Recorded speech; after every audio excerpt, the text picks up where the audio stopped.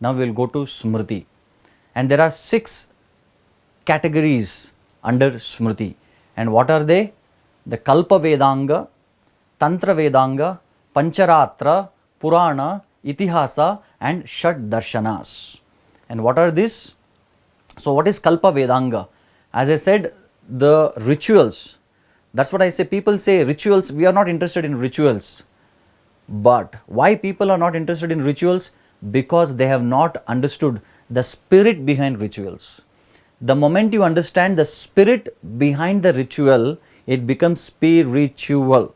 Spiritual is nothing but to understand the spirit behind what we are doing, why we are doing. So Kalpa Vedanga gives the Grihya Sutras, Dharma Sutras, meaning in a family life how one should live and how one should live as per Dharma. So these rules, regulations, sutras, all these things, rituals are given in Kalpa Vedanga. And in Tantras, there are different ways, Tamasic Tantra, Rajasic Tantra, like the different categories. And what is Pancharatras? Pancharatra Vidhi is nothing but worshipping. So whenever we worship God, the ritual of puja, doing arati, how many times we have to turn? So people do not know why we do arati. Why we have to do arati? First of all, let me explain. Now, let us keep the temple or doing arati to God separately. Now, where else we perform arati in our life? Are you able to guess? Yes. Whenever a couple they get married and after the marriage they come back home, what do the parents do? Wait, don't come inside. First let us do arati.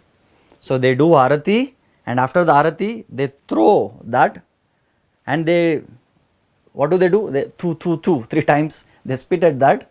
Why they do all these things? Yes, you are right, because of drishti. Because in a marriage hall, the couple, bride and groom are the center of attraction. And so many people, whoever come, they actually put their drishti on these people. Wow, this boy and girl, they look very nice, not nice, whatever it is. So every person who comes to the marriage hall puts their drishti on this boy and girl, bride and groom. So the parents want to take their drishti away.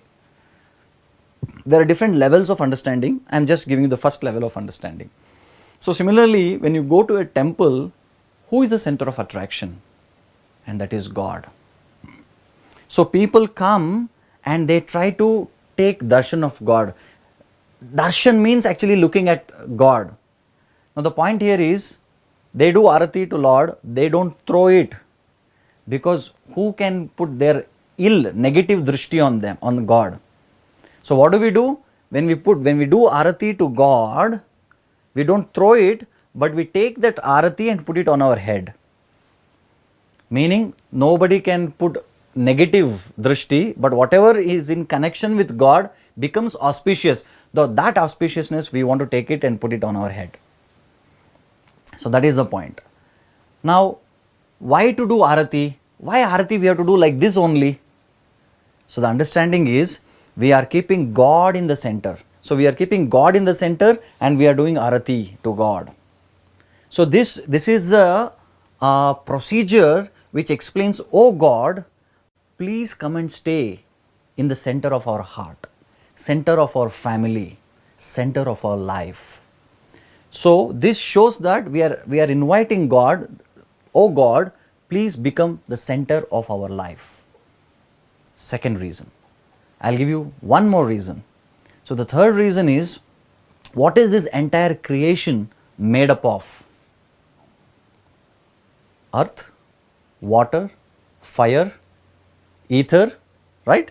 Bhumir apo analo vayuhu kammano buddhirevacha ahankara iti yamme bhinna prakritirashtada. So this entire creation is made up of these 5 elements or panchabhutas. Bhumir, Apa, Anala, Vayuhu, Kam. Earth, water, air, fire and ether. Now, and who is the creator? God is the creator.